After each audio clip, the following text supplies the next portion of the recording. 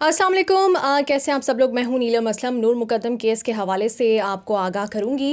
अभी तक बड़ी डिफरेंट डेवलपमेंट्स हो चुकी हैं। मैंने सोचा कि एक ही वीडियो बनाऊं और उसमें जितनी भी सारी डेवलपमेंट्स हुई हैं अब तक वो आपके सामने रखूं और कुछ हम एनालाइज़ करें इस केस को कि ये कहाँ तक पहुंचा है।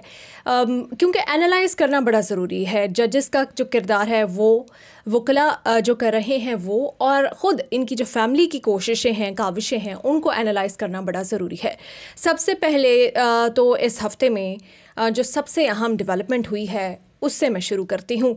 ज़ाहिर जाफ़र को अब माफ़ी मांगने का ख़्याल आ गया है और जज साहब ने ज़्यादा बात नहीं करने दी। वो माफ़ी उसने कहा कि मैं माफ़ी चाहता हूँ और वो बोलना चाह रहा था लेकिन जज साहब ने उसको बोलने नहीं दिया। लेकिन वो ठीक है, जज साहब ने कानून के मुताबिक फ़ैसला किया होगा, लेकिन मुझे ऐसा लगता है कि उसको बोलने देना चाहिए था क्योंकि अभी तक वही मैं समझ सकती हूँ कि उस वही है इंसान तो खैर मैं नहीं उसको कह सकती। मैं सोच रही थी कुछ इससे बेहतर वर्ड मुझे मिल जाए उसको डिफ़ाइन करने के लिए, लेकिन खैर जिसने अपने माँ बाप का भांडा जो है वो ख़ुद फोड़ा था और फिर उसने बाकी सारी चीज़ों का भी ख़ुद बताया था। कत्ल का एतराफ़ भी वो कर चुका है कि मुझसे शादी नहीं कर रही है, जो उसने 2-3 स्टेटमेंट्स दी हैं। अब सिर्फ जो जज के सामने उसने बयान देना उसका इंतज़ार हो रहा है। लेकिन ये एक अहम मौका था मेरे ख़्याल से। अगर उसे बोलने दिया जाता, वो क्या कहना चाह रहा था, उसके अंदर क्या था, वो बाहर आ जाता और ये शायद केस और आसान हो जाता। लेकिन मैं एक आम शहरी के तौर पे कह रही हूँ, जज साहब ने यकीनन कानून की रूह में उसको गलती करने से रोका, या जो फेयर ट्रायल का उसका हक़ है वो कहीं मुतासिर ना हो जाए इससे उसको रोका या बचाया। मैं यही कह सकती हूँ। बाकी तो कुछ लीगल एक्सपर्ट्स ही इसको डिफ़ाइन कर सकते हैं, लेकिन मेरे मुताबिक अगर उसको जो भी उसके अंदर था उसको बोलने दिया जाता तो वो ज़्यादा बेहतर होता। माफ़ी मांगी है, बहुत अच्छा होता कि वो माफ़ी जो है वो बोलता कि मैं नूर की फ़ैमिली से माफ़ी मांग रहा हूँ, मैं पाकिस्तान के 22 करोड़ आवाम से माफ़ी मांग रहा हूँ, पाकिस्तान में रहने वाली ख़वातीन से माफ़ी मांग रहा हूँ, तो ज़्यादा अच्छा हो जाता। खैर ये अहम डेवलपमेंट थी, बोलने का उसको मौका नहीं दिया गया। दूसरी जो अहम डेवलपमेंट हुई है वो है ज़ाकिर जाफ़र। उनको ये नहीं पता कि उनके वकील कौन हैं। अब मुझे नहीं समझ आ रही कि बेटा तो ऐसी हरकतें करता था, कभी उर्दू आ जाती है, कभी उर्दू नहीं आती है, कभी इंग्लिश आती है। अब जो वालिद हैं वो भी वैसी ही हरकतें कर रहे हैं कि उनको यही नहीं पता कि उनके वकील कौन से हैं। फिर जज साहब ने उनकी ज़रा आंखें खोली और उनको बताया कि आप हमें 22 करोड़ पाकिस्तानियों को पागल ना समझें। आपने अपनी ज़मानत की दरख्वास्तें जो हैं वो जमा कराई हुई हैं सेशन कोर्ट में, उसके बाद आप हाई कोर्ट गए, फिर सुप्रीम कोर्ट चले गए हैं। तो आपको कैसे नहीं पता, आप वकील के बगैर ही ऊपर से कोई फ़रिश्ते आके लाइक मैं इसको थोड़ा सा अपने अंदाज में बयान कर रही हूँ, फ़रिश्ते आके आपकी ज़मानत की दरख्वास्तें दायर कर रहे हैं। एनीवे तो सुप्रीम कोर्ट में भी ये भी एक डेवलपमेंट रही इस वीक की। सुप्रीम कोर्ट में इन्होंने दरख्वास्त दायर कर दी है। इनके कॉन्फिडेंस को मैं क्या कहूँ, या इनका कॉन्फिडेंस है, ये ख्वाजा हारिस साहब का कॉन्फिडेंस है, जो एक अहम नुक्ता वहाँ पर ज़रूर लेकर गए हैं। लेकिन देखना है, मुझे पूरी उम्मीद है कि सुप्रीम कोर्ट से भी यही फैसला आने वाला है।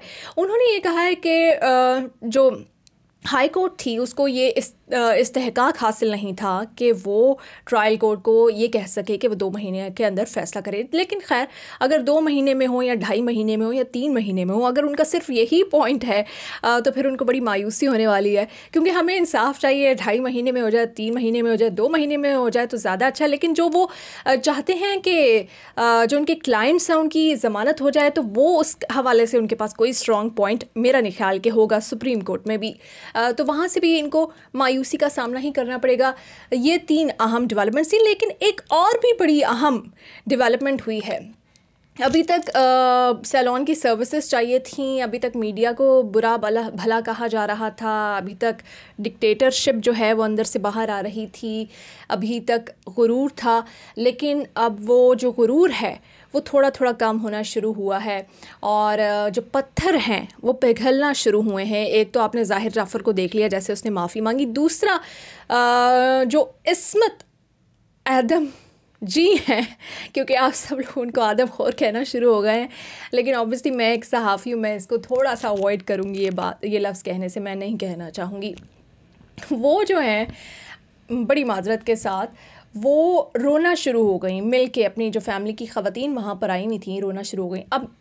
अब इसमें जो ह्यूमन एंगल है, मैं ठीक है, वो उनके बेटे से एक गुनाह सरजद हुआ, उनसे उससे भी बड़ा गुनाह सरजद हुआ, उन्होंने उसको छुपाने की कोशिश की, उन्होंने किसी की बेटी को अपनी बेटी ना समझा, चलें बेटी ना समझा, इंसान भी ना समझा, और जो उसके ऊपर जुल्म होता रहा जिससे वो वाकिफ़ थी, उन्होंने नहीं उस बच्ची को बचाने की कोशिश नहीं की। लेकिन अब उनको भी खुदा याद आया है और अब वो भी रोना शुरू हो गई हैं कि अब उन्हें शायद लगना शुरू हो गया है कि अब बचना मुश्किल ही नहीं नामुमकिन भी होगा।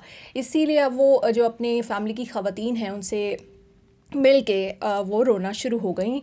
और अभी मैं ये कह सकती हूँ, मैं कोई हम पर्सनल नहीं होना चाहते इस फैमिली के साथ, हम पहले दिन से जो सहाफ़ती इक़दार हैं उनको भी लेकर चल रहे हैं, लेकिन नूर के लिए आवाज़ भी उठा रहे हैं। लेकिन अब ये रोने का वक्त आपका अभी शुरू हुआ है। मैं ये कह सकती हूँ कि अभी तो ये नुक्ता आगाज़ है।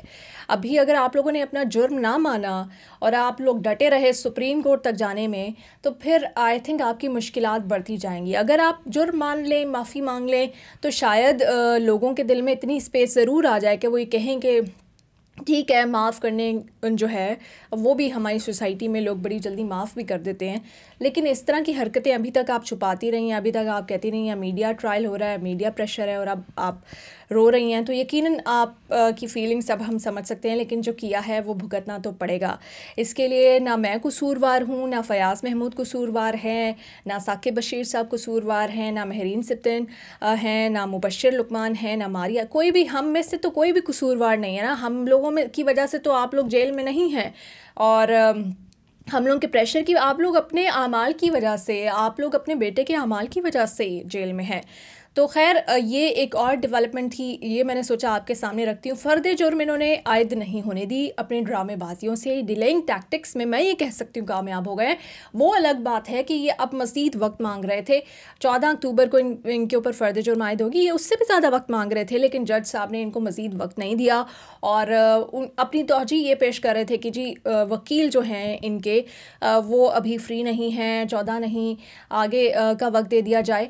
लेकिन शर्म नहीं आ रही, इनके वकीला को भी शर्म नहीं आ रही कि क्योंकि उनको पता है कि उनका केस इतना कमज़ोर है कि वो इस तरह की चीज़ें कर कर के, ठीक है वो अपने जो क्लाइंट्स हैं उनके लिए वक्त थोड़ा सा बाय कर लेंगे, लेकिन एंड में सज़ा तो उनको होनी है। 10 साल किसी ने गुजारने, किसी ने 7 साल गुजारने, किसी को फांसी होनी है, किसी को उम्र कैद होनी है, तो सब ने काटनी तो है सज़ा। ये टाइम आप जितना भी मर्ज़ी ज़ाया करते जाएं। और एक और बड़ी अहम डेवलपमेंट हुई है जो जिससे मैं बड़ी मुतासिर हुई हूँ कि जज साहब ने कहा है कि जो CCTV फुटेज है या जो वीडियो एविडेंस है वो आपके वकला को अभी नहीं दिया जाएगा, वक्त आने पे दिया जाएगा। क्योंकि ये लोग बार बार कह रहे थे जी हमें CCTV फुटेज दी जाए, फिर ये भी कह रहे थे कि CCTV फुटेज में तो ऐसा कुछ है ही नहीं है, जैसे इन्होंने खुद वहाँ पे उसकी शूटिंग की है। तो अब जज साहब ने बड़ा वाज़ेह अंदाज में, वाशगाफ अंदाज में ये कह दिया है कि आपको CCTV फुटेज वक्त आने पर मिलेगी। बाकी एविडेंस पूरा पुलिस ने तैयार कर रखा है, गवाहान तैयार हैं। अब सिर्फ जो इनकी ड्रामेबाजियाँ अगर ख़त्म हो जाएं तो फिर फ़र्द जुर्म भी आयद हो जाएगी। और दूसरी जानिब आप लोगों ने याद रखना है 21 अक्टूबर का दिन वो भी बड़ा अहम है, जब जो थेरेपी वर्क्स की टीम है उनकी जो ज़मानतें मुस्तरद होने की दरख्वास्त है उस पर कार्रवाई होगी, और मुझे यकीन है कि उनकी ज़मानतें भी मुस्तरद हो जाएंगी। तो अब अगले हफ्ते में हमारे पास क्या चीज़ें हैं जिन पे हमने नज़र रखनी है। एक तो ये है कि अब जो अगले हफ्ते से शुरू हो रहा है, उसके बाद जो टाइम शुरू हो रहा है उसमें सुप्रीम कोर्ट में जो इनकी दरख्वास्त है फ़र्द जुर्म इन पे आयद होनी है, गवाहान का पेश होना है। उसके अलावा थेरेपी वर्क्स की जो ज़मानत की दरख्वास्त मुस्तरद होने के लिए जो दरख्वास्त है वो, ये बड़े अहम इवेंट्स हैं जो कि नेक्स्ट वीक से ये तमाम शुरू हो जाएंगे। और हम उम्मीद करते हैं कि पाकिस्तान की जो अदलिया है जिस तरह से अभी तक फेयरली हर चीज़ में डिसीजंस दे रही है, इसी तरह से कानून को फॉलो करते हुए फेयरली डिसीजंस देगी।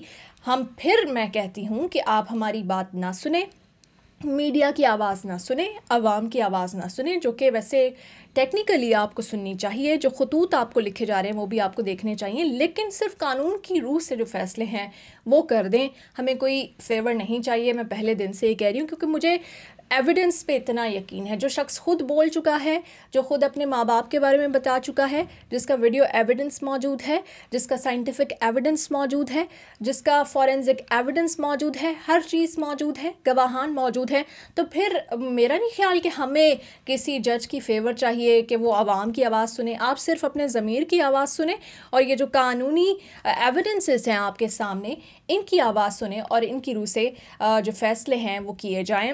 और मैं ये उम्मीद करती हूँ कि अब ज़ाकिर जाफ़र साहब को पता चल जाएगा कि उनका वकील कौन है। ज़ाहिर जाफ़र को वकील मिल जाएगा ताकि उसे ख़ुद कभी उर्दू कभी इंग्लिश जो है वो बोलने की ज़रूरत ना पड़े। और मैं जज साहब से ये कहूँगी कि अगर ये नेक्स्ट टाइम बोलने की कोशिश करे, माफ़ी मांगना चाह रहा हो, सर प्लीज़ आप बेहतर जानते हैं कानून को, प्लीज़ इसे बोलने दीजिएगा, हम सुनना चाहते हैं, हम माफ़ी सुनना चाहते हैं। नूर की जो फैमिली है उनकी तकलीफ़ तो कम नहीं हो सकती, लेकिन हो सकता है इस माफ़ी से इनका चेहरा मज़ीद वाज़ेह हो जाए और जो पाकिस्तानी इस केस के ऊपर नज़र रखे बैठे हैं उनको थोड़ी तसल्ली तशफ़ी हो जाए कि इस केस में इंसाफ होगा इंशाल्लाह। पाकिस्तान जिंदाबाद।